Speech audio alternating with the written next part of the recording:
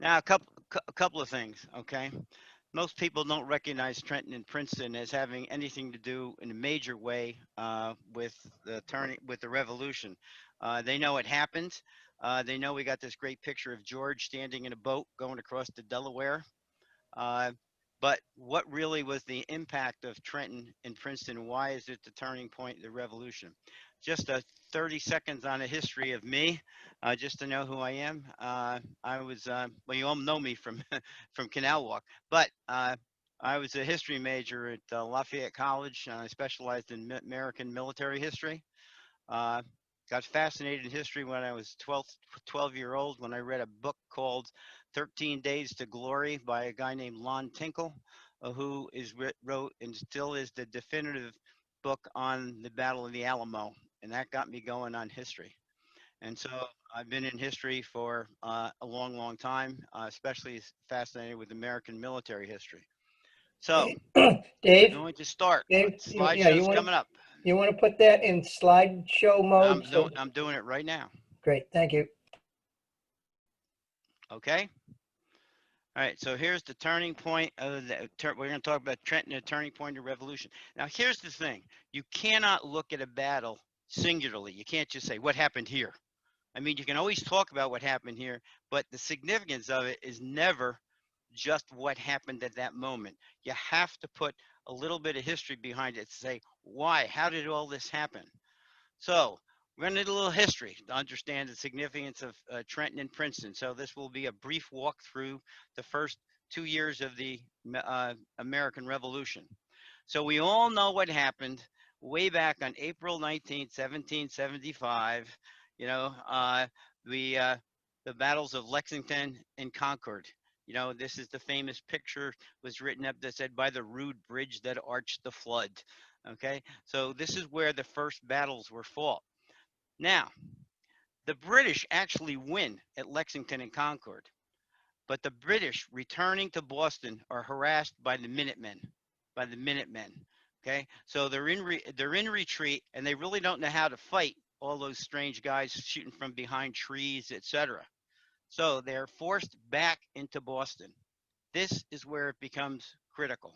Okay, as you can see, where Boston is, little peninsula, right? This is Boston at that time. So all the Minutemen and company, okay, they come over here at Bunker Hill and Breeds Hill, okay, and they're looking down right at Boston, right? Right at Boston.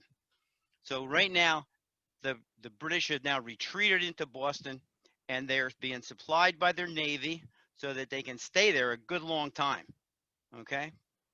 However, they decide that they are going to take care of these rebel in arms, as the saying goes, and so they attack the Continentals at that point, okay, at both Bunker Hill and Breeds Hill.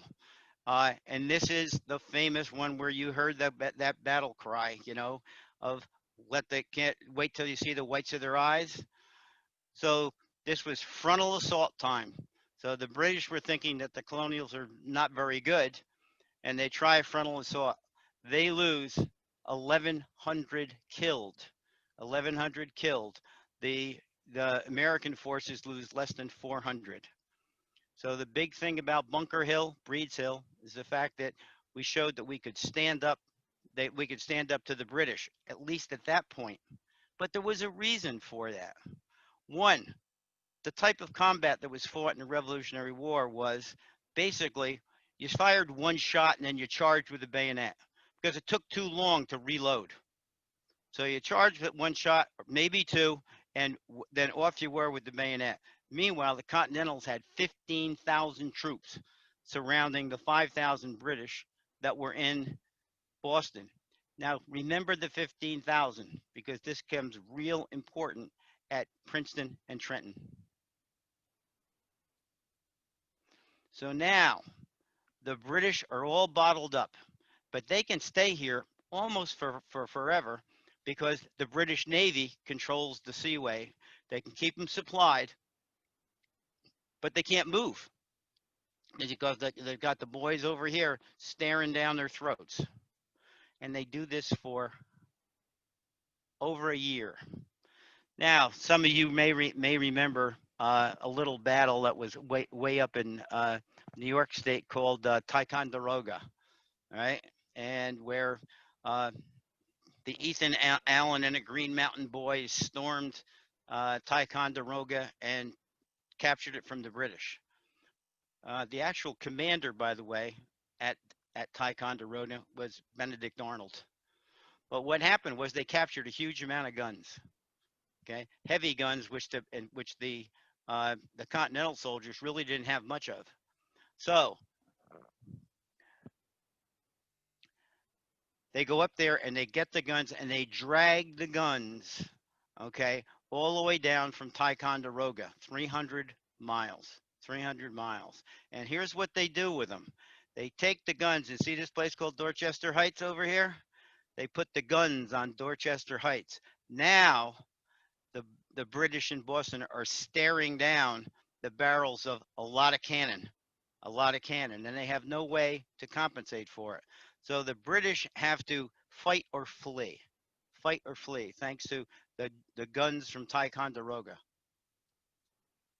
So the British hang out, it takes them the whole year, and they hang out, and finally, on March 17th, 1776, they make a decision. The British need to leave Boston because of the guns of Ticonderoga, okay? They need to resupply and regroup, but they will be back. So bye, British, bye.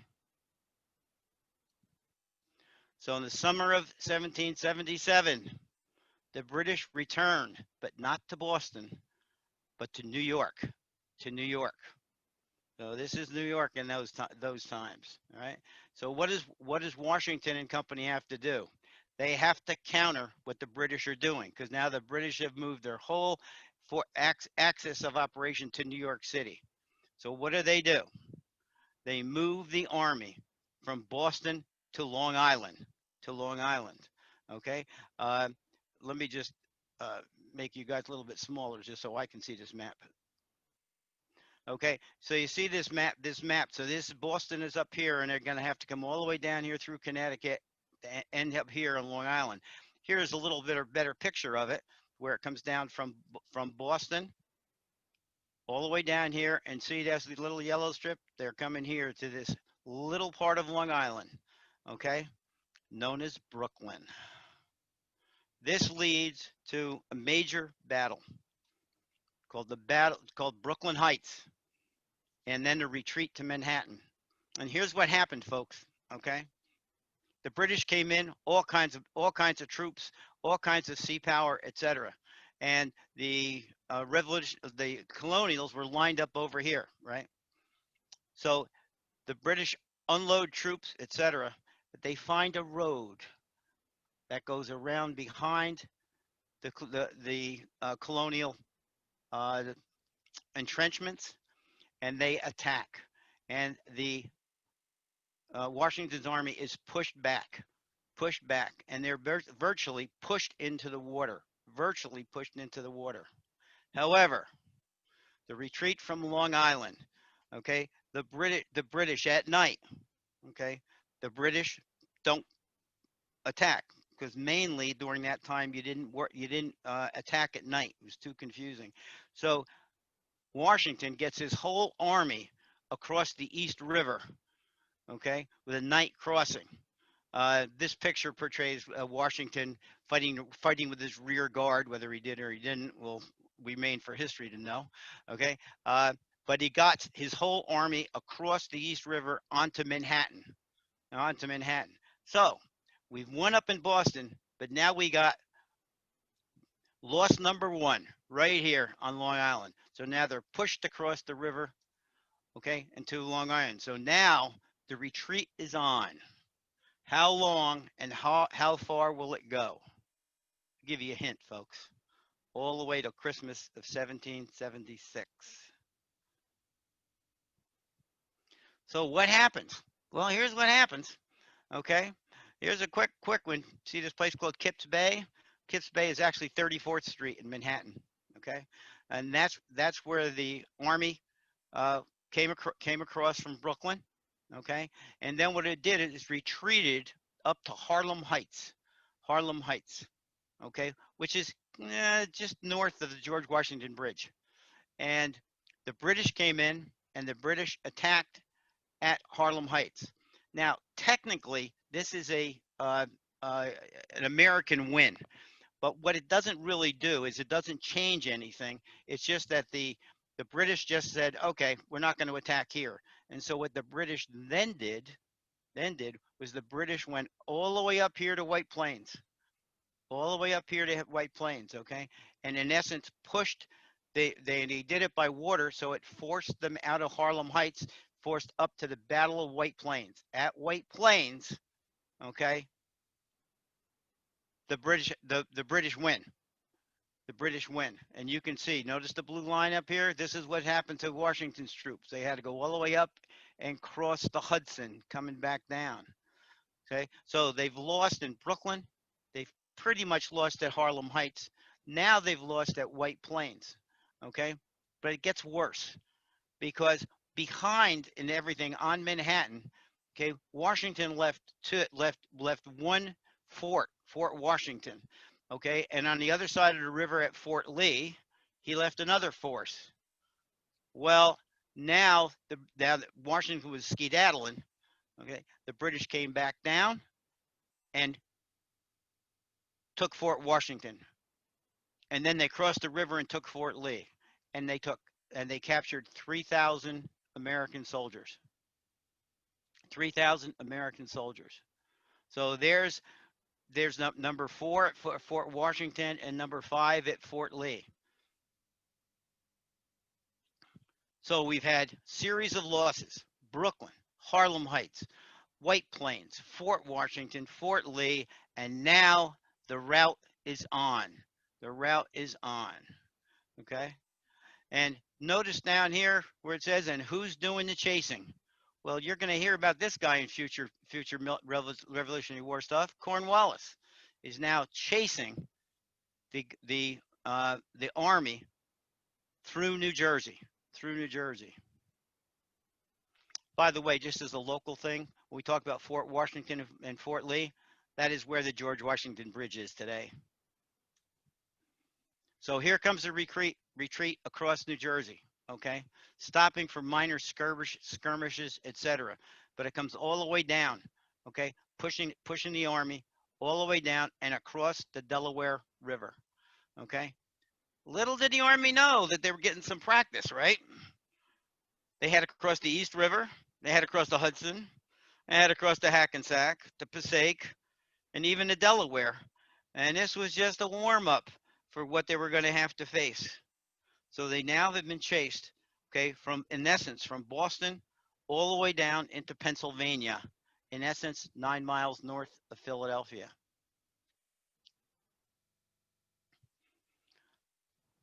So now they've been chased, okay? Howe believes, this is General Howe of the British, believes that all he has to do is wait for the river, the Delaware, to freeze, and then he will attack Washington. Washington's army, which was 15,000 troops in Boston, is now down to 2,400 men. And over one half of these have reenlistments that are up at the end of the year, only days away from his attack. You think this might have had something to do with the timing of the attack? Well, could be. So at any rate, the stage is now set. The Hessians, German mercenaries, are enjoying Christmas in Trenton. Yes, to all the stories, they drank too much, they ate too much, they were asleep, they didn't put out guards and all that kind of stuff. Okay. But meanwhile, 9 miles north, but on the Pennsylvania side of Delaware, Washington is ready to spring the trap. Now, if you've never been to Washington's Crossing, I strongly urge you to go. It's kind of fun. They have a very nice presentation, but you realize that that the river is very narrow at that point. So it's not quite, going through thundering seas and stuff. So the Continental Army moves on December 25th and 26th. It actually moves on Christmas night, not Christmas Eve. Okay. And by the way, it is now the United States Army because of the Declaration of Independence on July 4th of 1776. So it is now the United States Army. So here they are, crossing in the night, okay, with all the ice going by. George is the tall guy in the boat, but he really didn't stand up, folks. He really didn't stand up, okay? But boy, it looks great in the picture, doesn't it? All we really needed for this thing is a bugle charge, you know, and when the cavalry will be coming. But here's what happened, folks. This is the key element of the Battle of Trenton. Now remember, he's down to 2,400 effective troops, okay? He comes down the river, okay, and he hits them here, okay? Meanwhile, swings a force around the back, okay, and in essence surrounds Trenton. And it is true that the Hessians were enjoying their Christmas, shall we say, and they were definitely surprised. Net result, Washington captures 1,400 Hessian soldiers with losing one person, So now we have a dramatic turn in events. We've been losing. All of a sudden, we spring this trap with a big win, Well, that doesn't make the British too happy, though.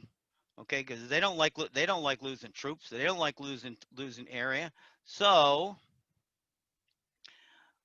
the battle is raging. The fight is on. Washington is down to 2,400. Washington fortifies Trenton, but the British want it back. So here comes Cornwallis, our friend. He's up in New Brunswick, and he's heading down to Princeton. Comes through Princeton. He's heading to Trenton.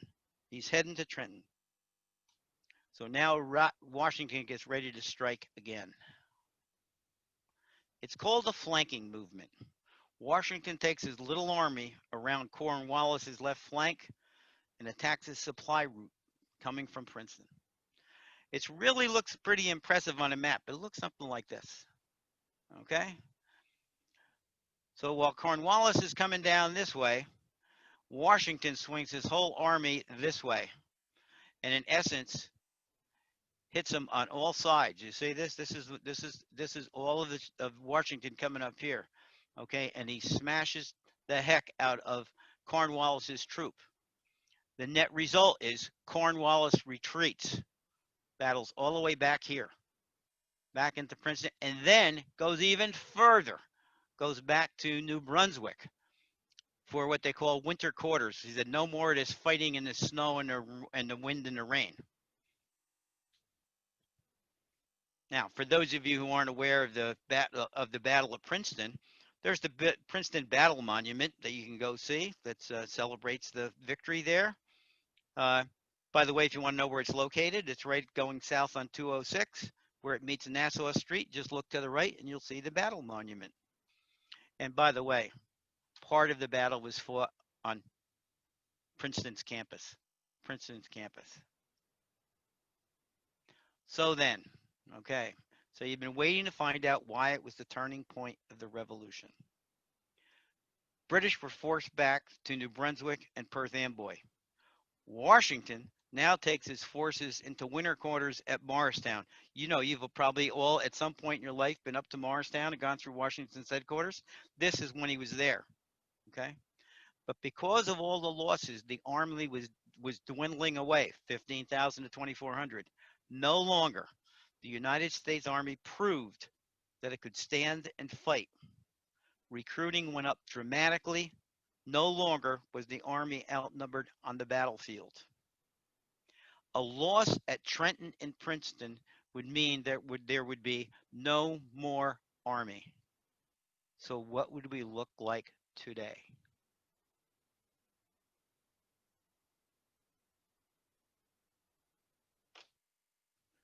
Thank you for listening. Hope you enjoyed it. I had fun doing it, and I learned a lot by doing it.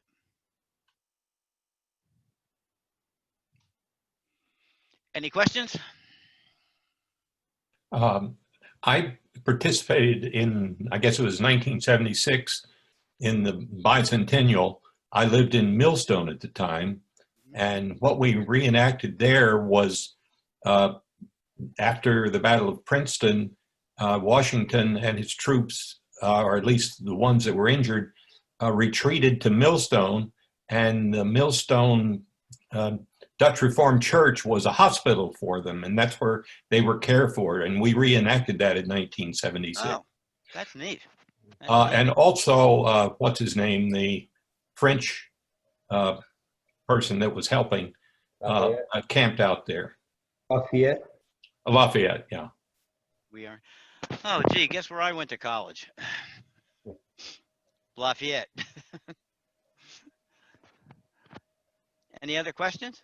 Dave. Go Pards. True. Dave, the 1,400 Hessian troops, were they POWs or did they eventually free them? Or what happened to the Hessians? Oh, the Hessians, they always got exchanged. Oh, They got it. That in those days you exchanged troops. Heck, we did that in the Civil War. You know, we Okay. exchanged troops. So they got it. So I'll give you one of yours, you give me two of mine, that kind of exchange. okay, makes sense. Because there really wasn't a POW camps. But I'll tell you one thing that happened. Many of the Hessians didn't want to go back to the British. And they stayed in America and became Americans. Huge amount of them. Yep. They didn't like going back. You know, they were hired. The British just paid for them to come over and fight. They weren't really in it, you know, from the righteousness, if you will, for king and country or for the American side. So tell Yes, me if it's you were Mike. there. Go ahead.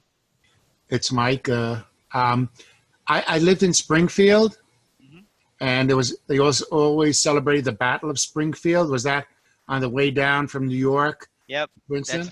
That's the same thing. There's the Battle of Bound Brook that's fought every year on the main street of Bound Brook. Okay.